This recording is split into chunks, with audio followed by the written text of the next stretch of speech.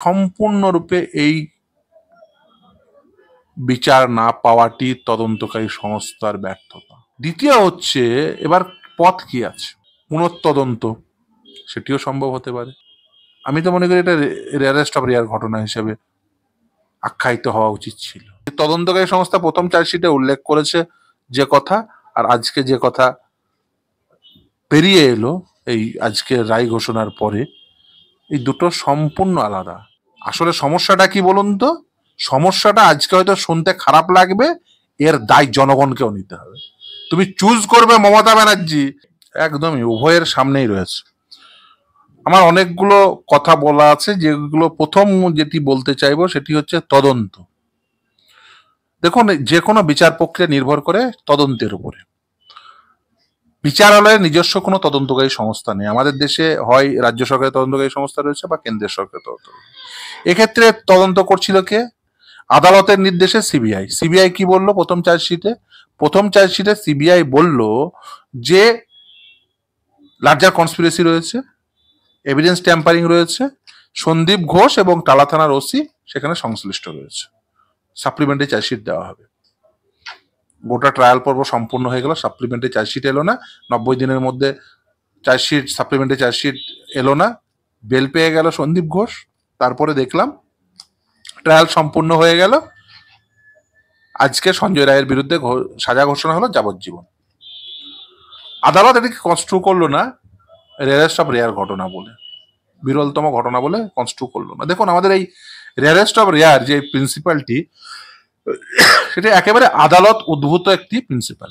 এর কোনো স্ট্যাটুটরি মানে আপনি অ্যাজ সাচ কোনো ব্যাকআপ পাবেন না। এখানে তদন্তকারী সংস্থা নিশ্চিতভাবেই তারা ব্যর্থ হয়েছে রেয়ারেস্ট অফ রেয়ার ঘটনা হিসেবে এটিকে ক্যানভাস করাতে। আজকের দিনে দাঁড়িয়ে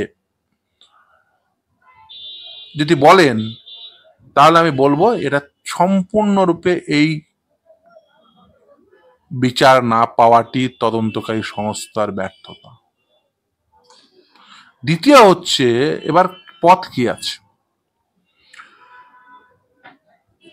অলরেডি নির্যাতিতার পরিবার একটি হাইকোর্টে রিট পিটিশন দাখিল করেছেন, সেই রিট পিটিশনটি পেন্ডিং। যেহেতু রিট পিটিশনটি কেন শুনানি করা সম্ভব নয়, যেহেতু সুপ্রিম কোর্টে ম্যাটারটি পেন্ডিং। কারণ কলকাতা হাইকোর্টে নির্দেশের পরে সেটি সুপ্রিম কোর্ট সুমোটো কগনিজেন্স নেওয়ার জন্য মামলাটি সুপ্রিম কোর্টে পেন্ডিং। যতক্ষণ পর্যন্ত সুপ্রিম কোর্ট লিবার্টি না দিচ্ছে, ততক্ষণ পর্যন্ত এই মামলা কলকাতা হাইকোর্ট শুনতে পাচ্ছেন না। তাহলে কি দাঁড়ালো? হাইকোর্টে একটি রিট পিটিশন পেন্ডিং, সুপ্রিম কোর্টে যেহেতু মামলাটি পেন্ডিং, তাই এই নির্যাতিত পরিবার একটা ইন্টারলোকেটরি অ্যাপ্লিকেশন করেছে, সে অর্থাৎ আইআইটিও পেন্ডিং। তাহলে দুটো প্রসিডিংস পেন্ডিং, একটা কলকাতা হাইকোর্টের রিট পিটিশন, সুপ্রিম কোর্টের সামনে একটা ইন্টারলোকেটরি অ্যাপ্লিকেশন। এবার আজকের যে পানিশমেন্ট, কোয়ান্টাম অফ পানিশমেন্ট, সেটি ঘোষিত হওয়ার পরে নির্যাতিত পরিবার তারা যদি চান যে এটা যথেষ্ট নয়, তার এগেনস্টে ক্রিমিনাল অ্যাপিল করতেই পারে। তারা এই এনহান্সমেন্ট অফ পানিশমেন্ট জন্য তারা নিশ্চিতভাবেই উচ্চতর আদালতে আসতে পারে। অপরদিকে এই যে অভিযুক্ত, আজকে ধরুন আর অভিযুক্ত বলে লাভ নেই, যে অপরাধী, কারণ প্রমাণ হয়েছে, যতক্ষণ পর্যন্ত অন্য কোর্ট অফ ল সেটা অল্টার করছে ততক্ষণ পর্যন্ত তিনি আজকের পর্যন্ত দিনের সে অবশ্যই এর আগে অপরাধী ডিক্লেয়ার হয়েছে, আজকে দোষী সাব্যস্ত হয়েছে। ফলে সেও উচ্চতর আদালতে আসতে পারে। ফলে এই দুটো বিষয়ে শুনানি চলতে পারে একসঙ্গে বা আলাদা করে, যেটা আদালত মনে করবেন। দ্বিতীয় হচ্ছে যে রিট পিটিশনের যদি ইন্টারলোকেটরি অ্যাপ্লিকেশনটি দ্রুততার সঙ্গে সম্পন্ন করে যদি এই রিট পিটিশনটি শুনানি করানো সম্ভব হয়, তারা যেটি চেয়েছিলেন পুনঃতদন্ত, সেটিও সম্ভব হতে পারে। ফলে এগুলো সম্পূর্ণভাবে নির্ভর করছে বিচারালয়ে আগামী দিনে নির্যাতিতার পরিবার কিভাবে এই বিষয়টিকে প্রসিড করবেন। দেখুন, রাস্তার আন্দোলন আমি সম্মান করি, রাস্তার আন্দোলন অত্যন্ত জরুরি। রাস্তার আন্দোলন না থাকলে আজকে স্বাস্থ্য ব্যবস্থা এত দুর্নীতি মানুষের সামনে প্রতিবাদ হতো না, সরকারও নড়ে চড়ে বসতো না। একটু হলেও তো নড়েছে, যদিও তাদের লক্ষণ খুব একটা নেই, কিন্তু এটা বোঝা যাচ্ছে যে এই সরকারকে নাড়িয়ে দেওয়ার পরেও সরকারে যারা ক্ষমতাসীন ব্যক্তি তারা কিন্তু বর্তমানে একটি রাজনৈতিক সেটিংয়ে বলুন আর যাই বলুন না কেন, সেটা তারা মেনটেন করছে যারা বর্তমানে কেন্দ্রে ক্ষমতাসীন রয়েছে। ফলে এই রাজনৈতিক বোঝাপড়ার জন্য, সমাজদারির জন্য দেখছেন যে একটার পর একটা মামলায় তারা সামহাও তারা ওই যে সর্বোচ্চ শাস্তি হচ্ছে না বা নির্দিষ্ট ব্যক্তিদের বিরুদ্ধে শাস্তি হচ্ছে না, মানে তারা কোয়ান্টামটা কমাচ্ছেন। এটা তারা বারবার করছেন। এখন মানুষকে এই দায়িত্ব নিতে হবে। আর দ্বিতীয় আরেকটি বিষয় অবশ্যই রয়েছে, সেটা হলো আমাদের দেশে দেখুন তদন্তকারী সংস্থারা করে, হয় কেন্দ্রের তদন্তকারী সংস্থা বা রাজ্যের তদন্তকারী সংস্থা। আমাদের দেশে কোনো ইন্ডিপেন্ডেন্ট তদন্তকারী সংস্থা, যদিও তদন্তকারী সংস্থা ইন্ডিপেন্ডেন্ট হওয়া উচিত, তদন্ত ইন্ডিপেন্ডেন্ট হওয়া উচিত, অত্যন্ত পায়াস হওয়া উচিত, কিন্তু তা তো আর হয় না আজকের দিনে দাঁড়িয়ে। আজকের দিনে দাঁড়িয়ে তদন্ত বিভিন্নভাবে প্রভাবিত হয়, কখনো রাজনৈতিক কারণে, কখনো আর্থিক কারণে, কোনো সামাজিক কারণে, বিভিন্ন কারণে, কোনো ধর্মীয় কারণে, বিভিন্ন কারণে তদন্ত প্রভাবিত হয়। তার উদাহরণ একাধিক রয়েছে। ফলে এই যে প্রভাবিত হওয়া, সেই প্রভাবিত হওয়াটা উচিত নয়। আমরা আমাদের সকলকে নতুন করে ভাবনা চিন্তা করতে হবে, একাডেমিশিয়ানদের, জুরিস্টদের, সকলকে ভাবনা চিন্তা করে নতুন কিভাবে এই প্রসিডিউরাল চেঞ্জেস আনা যায়, নতুন কি আইন আনা সম্ভব যেখানে এই তদন্তকারী সংস্থা কোনোভাবেই প্রভাবযুক্ত হবে না, সেটি প্রভাব মুক্ত হবে। এবং এটি করতে হবে আইনসভার সদস্যদের। তার কারণ আমাদের দেশে আদালতের আইন তৈরি করার কোনো ক্ষমতা নেই। একমাত্র আইনসভার সদস্যরা, তারাই আইন তৈরি করতে পারেন। ফলে এই দায় এবং দায়িত্ব তাদের নিতে হবে।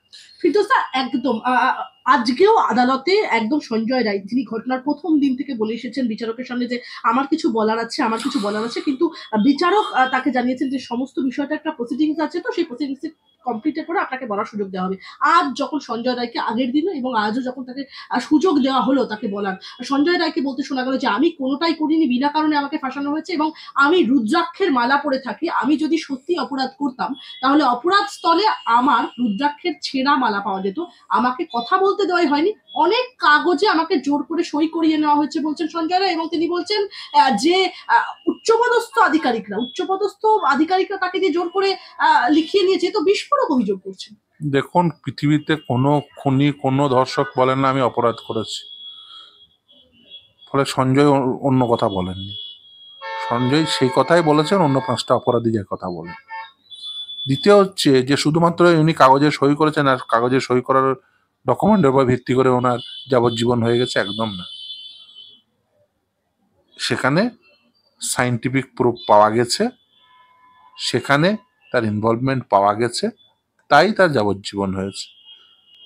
আমি তো মনে করি এটা রেয়ারেস্ট অফ রেয়ার ঘটনা হিসেবে আখ্যায়িত হওয়া উচিত ছিল, অভিহিত হওয়া উচিত ছিল, কিন্তু হয়নি। কেন হলো না? বিচারপতি অনির্বাণ দাস বললেন রেয়ারেস্ট অফ রেয়ারেস্ট কেস নয় এটা। সেটা আদালত মনে করেছেন, কিন্তু আমার কাছে তাদের নির্যাতিতার পরিবারের কাছে সেই সুযোগ রয়েছে, তারা সেটাকে কোয়ান্টাম অফ পানিশমেন্ট সেটা বাড়ানোর জন্য উচ্চতর আদালতে আসতে পারেন। আমি মনে করি তাদের আসা উচিত এবং তারা সেটা এক্সারসাইজ করবেন বলে আমার ধারণা।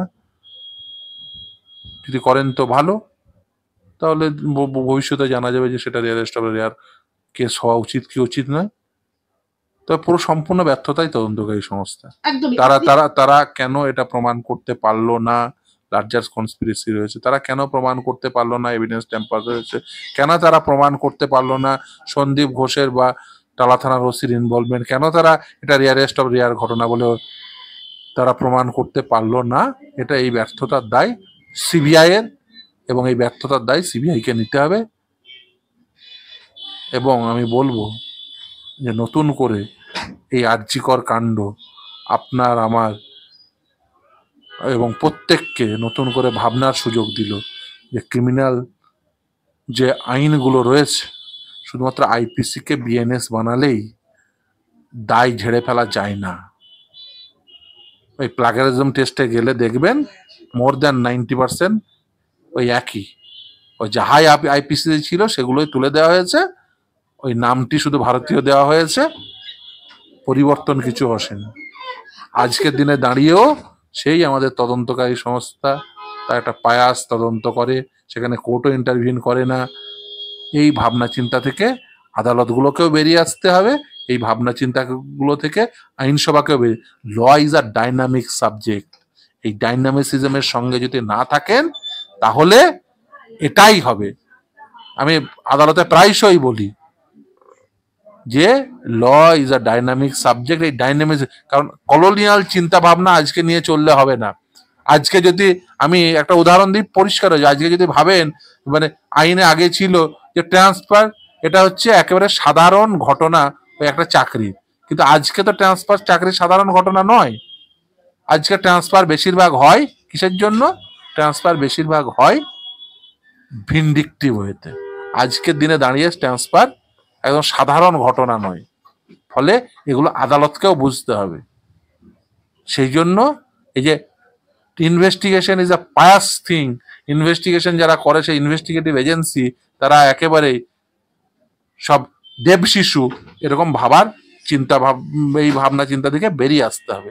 এই ভাবনা চিন্তা থেকে আইনসভার সদস্যদের বেরিয়ে আসতে হবে, এই ভাবনা চিন্তা থেকে বিচার ব্যবস্থাকেও বেরিয়ে আসতে হবে, এই কলোনিয়াল হ্যাংওভার কাটাতে হবে। একদমই। কিন্তু আমার শেষ কয়েকটা প্রশ্ন আপনার কাছে। সঞ্জয় রায়ের উদ্দেশ্যে বিচারক অনির্বাণ দাসকে বলতে শোনা গেল যে যা হয়েছে তা আপনার থেকে ভালো আর কেউ জানে না। এখানেই প্রশ্ন যে সত্যি কি সঞ্জয় রায় ছাড়া আর কেউ কিছু জানে না? কি বলবেন? সেটা দেখুন তদন্তকারী সংস্থা জানে, সেই জন্যই তো বলছি যে তদন্তকারী সংস্থা প্রথম চার্জশিটে উল্লেখ করেছে যে কথা, আর আজকে যে কথা পেরিয়ে এলো এই আজকে রায় ঘোষণার পরে, এই দুটো সম্পূর্ণ আলাদা। একসময় বলছে এভিডেন্স ট্যাম্পার হয়েছে, সন্দীপ ঘোষ যুক্ত প্রথম চার্জশিটে, আর আজকে শুধুমাত্র সঞ্জয় দোষী সাব্যস্ত হলো এবং তার বিরুদ্ধে যাবজ্জীবন হলো, রেয়ারেস্ট অফ রেয়ারও প্রুভ করতে পারলো না, এই তাই তদন্তকারী সংস্থা। ফিরদৌস, শুধু সঞ্জয়ের আমৃত্যু কারাদণ্ডই কি বিচার পাবে অভয়? এর আগে অভয়ের মা বাবা বলেছিলেন যে তদন্তে একাধিক গাফিলতি ছিল। তার নির্যাতিতার মাকে বলতে শোনা গিয়েছিল যে মেয়ের মাথায় একাধিক আঘাত ছিল, মুখে ঘাড়ে রীতিমতো বাইট মার্কস ছিল।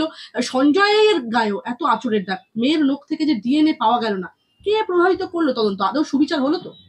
সুবিচার হয়নি, সেই জন্যই তো তার পরিবার রিইনভেস্টিগেশন চেয়েছে, সেই জন্যই তো আপনাকে এতক্ষণ বললাম যে writ petition pending, ইন্টারলোকেটরি application pending এখনো পর্যন্ত। আবার একটা ক্রিমিনাল অ্যাপিল হবে, 3টে প্রসিডিংস চলবে। দেখুন অ্যাকচুয়ালি যেটা হচ্ছে সেটা হচ্ছে তদন্তকারী সংস্থার ব্যর্থতার জন্য প্রসিডিংসের মাল্টিপ্লিকেশন হচ্ছে। আসলে সমস্যাটা কি বলুন তো? সমস্যাটা আজকে হয়তো শুনতে খারাপ লাগবে, এর দায় জনগণকেও নিতে হবে। তুমি চুজ করবে মমতা ব্যানার্জি আর চুজ করবে নরেন্দ্র মোদী, দিয়ে ভাববে বিচার হবে। আরে ভাই তুমি তো বিচারে ভুল করেছো। মমতার পুলিশ দিয়ে তদন্ত হবে আর মোদীর পুলিশ দিয়ে তদন্ত হবে, সঠিক তদন্ত হবে। তুমি বিচারে প্রথমে ভুল করেছো, দিয়ে বলছো বিচার চাই। তুমি বিচার ঠিক করো প্রথমে, জনগণকে বিচার প্রথমে ঠিক করতে হবে। নরেন্দ্র মোদী মমতা ব্যানার্জিকে যদি তুমি চুজ করো তাহলে এরকম বিচারই পাবে। একদমই। ফিরদৌস, আমার শেষ দুটো প্রশ্ন আপনার কাছে। সিবিআই এর আইও এবং অ্যাসিস্ট্যান্ট আইও আজকের মতো গুরুত্বপূর্ণ দিনে অনুপস্থিত ছিল, কি বলবেন? নরেন্দ্র মোদীর পুলিশ একটা প্রশ্ন রয়েছে, শেষ প্রশ্ন আমার। সিবিআই এখনো বের করতেই পারলো না। এইখান থেকে পরিষ্কার হয়ে যায় নরেন্দ্র মোদীর পুলিশ, নরেন্দ্র মোদীর সাথে মমতা ব্যানার্জির কত ভালো সেটিং চলেছে। ফলে এই আরজিকর কাণ্ড হচ্ছে জনগণকে বুঝিয়ে দিল যে তুমি বিচার প্রথমে ঠিক করো, তুমি বিচার ঠিক না করলে তুমি বিচার পাবে না। অতএব এটা একটা ইউটোপিয়ান সিস্টেম না। তুমি বিচার ভুল করবে, তুমি 500,000 টাকার জন্য নিজেকে বিকিয়ে দেবে, দিয়ে বলবে যে আমাকে বিচার দাও, তুমি বিচার কি করে পাবে? নরেন্দ্র মোদীকে প্রধানমন্ত্রী বানাবে, ইয়েকে মমতা ব্যানার্জিকে মুখ্যমন্ত্রী বানাবে, ভাববে বিচার পাবো? ও পাবে না। মমতা বন্দ্যোপাধ্যায় বলছেন ফাঁসির দাবিতে আমিও মিছিল করেছিলাম। তিনি বলছেন আরজিকর মামলায় কি রায় হবে সেটা নির্ভর করবে তদন্তকারী সংস্থা কিভাবে কেসটি আদালত। একদম ঠিক বলেছে, কি ওটা ডিপেন্ড করবে কিভাবে মমতা ব্যানার্জির পুলিশ কিভাবে ডকুমেন্ট এভিডেন্স ট্যাম্পার করেছে, এবং তারপরে নরেন্দ্র মোদীর সিবিআই কিভাবে, নরেন্দ্র মোদী অমিত শাহের সিবিআই কিভাবে সাহায্য করেছে, এটার উপর ডিপেন্ড করবে। আমার শেষ প্রশ্ন আপনার কাছে, যে আজকেই কি তাহলে অভয় মামলার সবকিছু শেষ হয়ে গেল? না, একদমই না, একদমই না। ওই যে বললাম একাধিক প্রসিডিংস পেন্ডিং আছে, সেগুলোর উপর ডিপেন্ড করবে। আসলে সমস্যাটা কি বলুন তো? সমস্যাটা এক জায়গায়, এই নরেন্দ্র মোদী বা মমতা ব্যানার্জিরা তারা তাদের রাজনৈতিক সুবিধার জন্য জনগণের এই যে অসুবিধাগুলো বাড়ায়। এই যে ধরুন একটা নির্যাতিত পরিবার, একটা সাধারণ পরিবার, তাকে প্রসিডিংস এর পর প্রসিডিংস এ যেতে হবে কেন? তার কারণ নরেন্দ্র মোদীর পুলিশ অর্থাৎ ওই সিবিআই এবং মমতার পুলিশ অর্থাৎ এই কলকাতা পুলিশ, তারা কি করেছে? তারা বেসিক্যালি প্রতিবন্ধকতা তৈরি করেছে। জনগণকে বুঝতে হবে, জনগণ বিচার ভুল করলে এইরকম বিচারই পাবেন।